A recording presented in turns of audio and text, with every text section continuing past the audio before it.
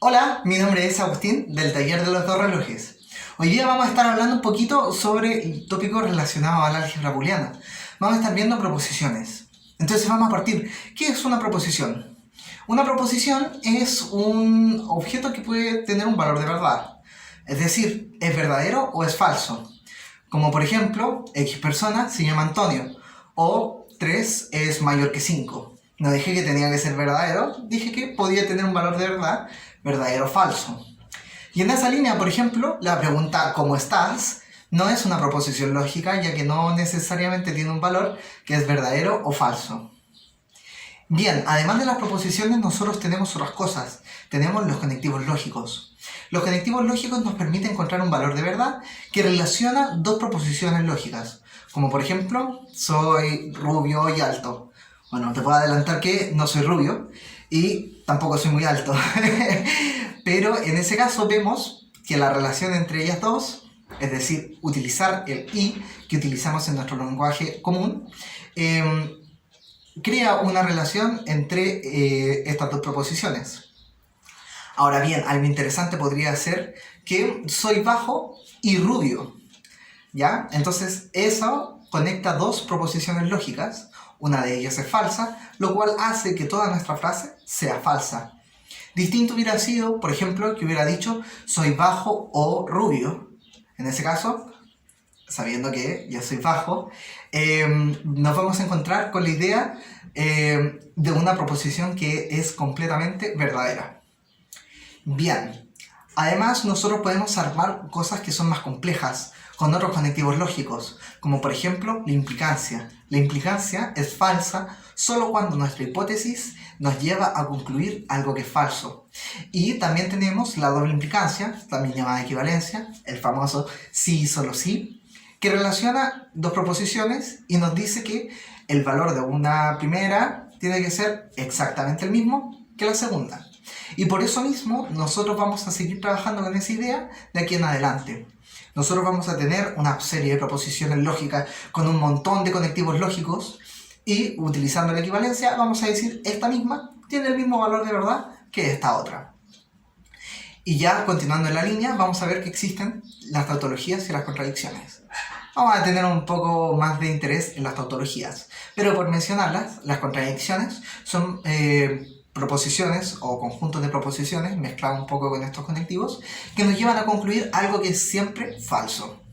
Y las tautologías, en su contraparte, nos llevan a concluir algo que es siempre verdadero. Tomemos el caso, por ejemplo, de ¿estoy usando un suéter o no estoy usando un suéter? Bueno, resulta que estoy usando un suéter. Pero si no hubiera estado usando un suéter, seguiría siendo verdad, ya que caigo en alguno de los dos casos. Ahí nos vemos en el caso de una tautología. Sin embargo, si hubiera dicho, estoy usando suéter y no estoy usando suéter, claramente estoy diciendo algo falso. Independiente esté usando suéter o no, vamos a encontrarnos con un problema.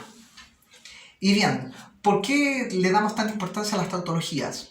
Resulta que las tautologías nos son muy útiles para realizar las demostraciones, las famosas demostraciones. ¿Qué ocurre? Cuando muchas veces nosotros nos vamos a enfrentar a ciertos problemas. Los problemas en general se dividen en dos tipos, que en verdad son el mismo, pero vamos a distinguirlos en dos tipos.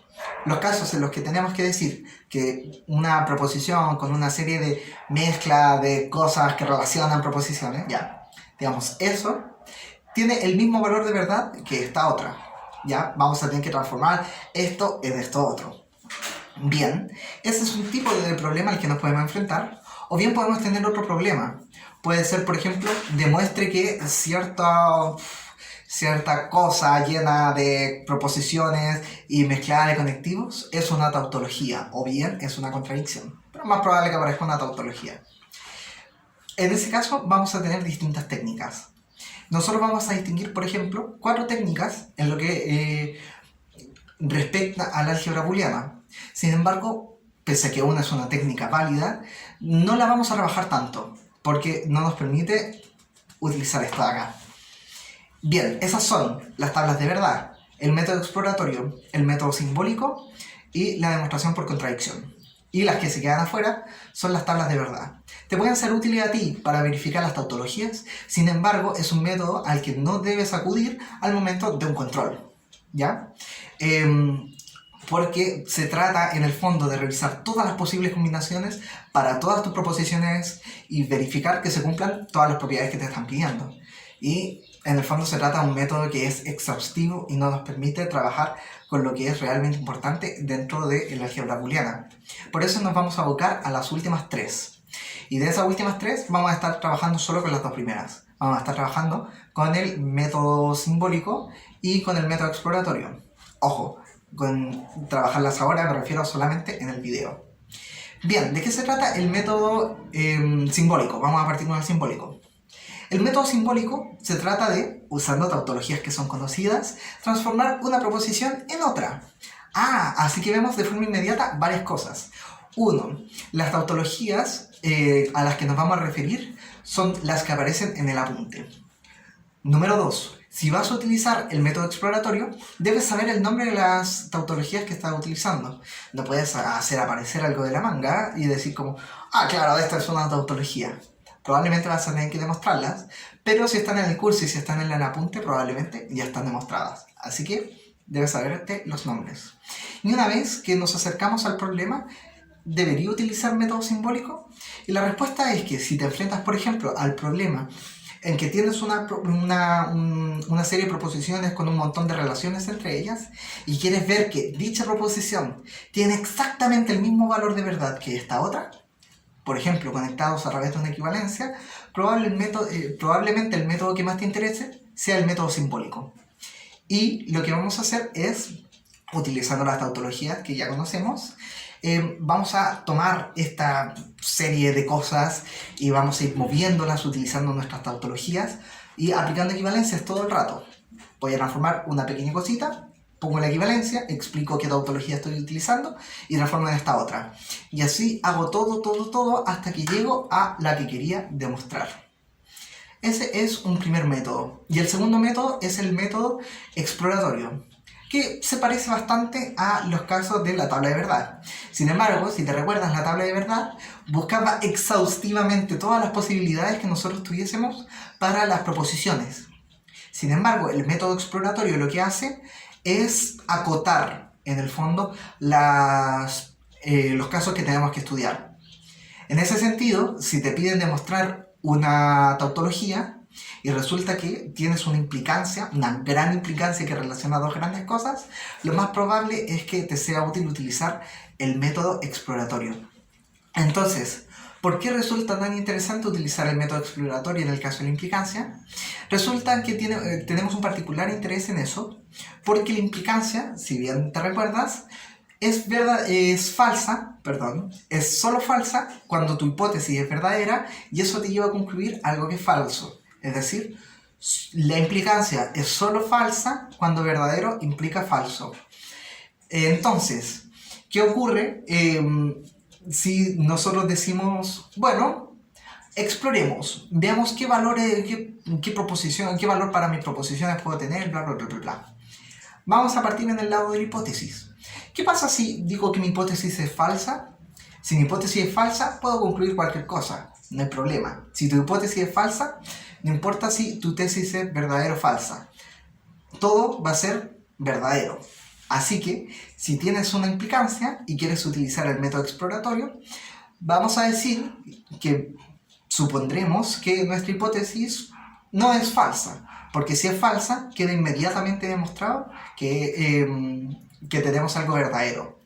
Entonces nos vamos a poner el caso en que nuestra hipótesis es verdadera. Entonces, y aquí viene lo interesante, el método exploratorio nos va a decir que si nuestra hipótesis es verdadera, nosotros solamente podemos llegar a algo que es verdadero. No podemos encontrarnos con el caso de verdadero implica falso. Entonces vamos a comenzar pensando que nuestra hipótesis es verdadera, vamos a tomar conclusiones con respecto a nuestros pedacitos, con respecto a nuestras proposiciones, es decir, qué valores podría tomar acá, y después vamos a mirar al lado de la tesis. Entonces vamos insertando las cosas que dedujimos, y si llegamos a que deducimos algo que es verdadero, en ese caso estamos al otro lado. Ganamos, como mucha gente dice. Y esos son los tips con respecto a métodos de demostración. Y bueno, ya que sé que en el caso de introducción al álgebra este semestre tienen control el jueves, les deseo mucha suerte y nos seguiremos viendo en acá los videos del taller de los dos relojes, en las comunidades de curso, en los trabajos dirigidos, en las tutorías, probablemente en un Discord y cosas por el estilo. Y quédense también en el canal del taller de los dos relojes porque tenemos más ayuda con respecto a los ramos de cálculo, con respecto a los ramos de álgebra y también con respecto a los ramos de física. Y eso es todo por hoy.